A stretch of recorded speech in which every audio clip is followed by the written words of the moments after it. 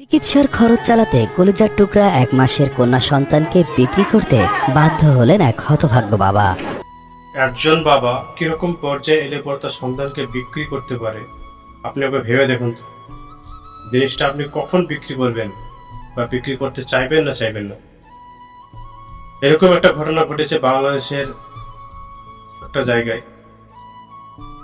তো ভিডিওটা দেখার পরে আমাকে খুব খারাপ লেগেছে। পরিস্থিতি যেমনই হোক না কেন, মানুষ বাচ্চা বিক্রি কেন করবে বা বিক্রি করার মানেই হয় না, তাই না?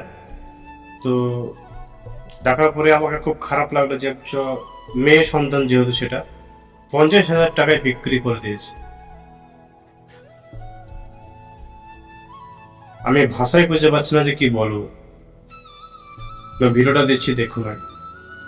চিকিৎসার খরচ চালাতে কলিজার টুকরা ১ মাসের কন্যা সন্তানকে বিক্রি করতে বাধ্য হলেন এক হতভাগ্য বাবা। এই ১ মাসের বাচ্চা ছিল, ওটা চিকিৎসা করতে জানে বিক্রি করা হয়েছে টাকার জন্য। টাকা পয়সা সব শেষ হয়ে গেছে তখন তখন আমার ভাইয়ের শেষ একটা সম্বল ছিল, তার একটা মেয়ে ৫০,০০০ টাকা বিক্রি করা হয়েছে। এই ৫০,০০০ টাকা দেওয়ার চিকিৎসা চলতেছে, চিকিৎসার টাকা এখন শেষ হয়ে গেছে। টাঙ্গাইলের দেলদুয়ারের বুর্নি এলাকার ২৫ বছর বয়সী পিকআপ চালক আলামিন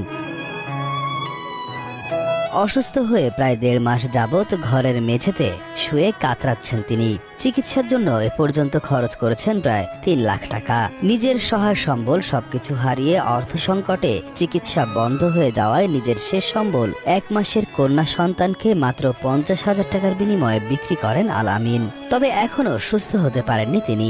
আলামিনের সুস্থ হওয়ার জন্য প্রয়োজন আরো ৪ থেকে ৫ লাখ টাকা। টাকার অভাবে ওই যে মেয়েটা বিক্রি করা হয়েছে, বিক্রি করে ওখানে চিকিৎসা চালাতে ছিল, তারপরে ওই টাকায় ওদের হয়ে আসে নাই, যার কারণে ওদের হসপিটাল থেকে ফেরত দিছে।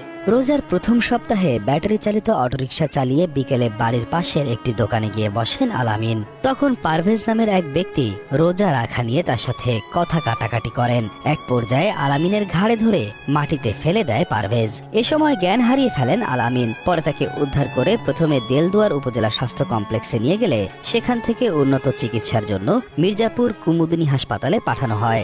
সেখান থেকে ঢাকার বেশ কয়েকটি হাসপাতালে চিকিৎসা করানো হয় আলামিনকে। চিকিৎসক জানিয়েছেন ঘাড়ের রগ আঘাতপ্রাপ্ত হয়েছে, তার অপারেশন করার পরামর্শ দিয়েছেন। তবে অর্থ সংকটে বাড়ি চলে আসতে বাধ্য হন আলামিন। লোকটার নাম হলো পারভেজ। এরকম তর্ক বিতর্ক জড়িয়ে ওরে একরকম ওখান থেকে গাড়ি বসার দিয়ে পালিয়ে দিয়ে ইচ্ছা মতো বুকের উপরে বসাইছে। গাড়ি রাইখা ওই ট্রেন সিটে যায় বইছি, তো বাতাসের লেগে রোজা নিয়ে তক্কি কইরা ও আমার গাড়ির মধ্যে দইরা ট্রেন সিট থেকে ফালাই দেওয়ার পরে আর আমার জ্ঞান নাই। বর্তমানে আলামিন পঙ্গু হয়ে বিছানায় কাতরাচ্ছেন, এমনকি বাধ্য হয়েছে নিজের কলিজার টুকরা ১ মাসের মেয়েকে বিক্রি করতে।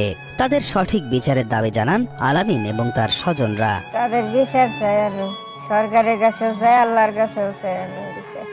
অপারেশন করতে ৪-৫ লাখ টাকা লাগবে। আমার ছেলেটা যেমনি করলো বিচার দাও আমরা চাই, আমার ছেলেও জানি ভালো চিকিৎসা চাই। আলামিনের সুস্থতার জন্য সরকার ও সমাজের বিত্তবানদের কাছে সহায়তা চান আলামিন ও তার পরিবার সহ এলাকাবাসী।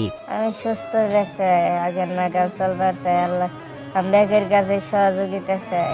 সরকারের কাছে আমার এটাই অনুরোধ যে আমার বাইরের জন্য জানি সহযোগিতা করে, ও জানি সুস্থ সবলে আবার ফিরে আসতে পারে, বউ পোলাপানের সংসার করে খেতে পারে। আর আমার বাইরে যে মারছে এদের জানি বিচার করে, সরকারের কাছে আমার এটা আকুল নিবেদন। এদিকে সিজারের মাধ্যমে কন্যা সন্তান জন্মের পর কাটা অংশে ইনফেকশন হওয়ায় বাবার বাড়িতে বর্তমানে চিকিৎসা নিচ্ছেন আলামিনের স্ত্রী। অন্যদিকে আলামিনের দেখভাল করছেন তার বয়স্ক মা।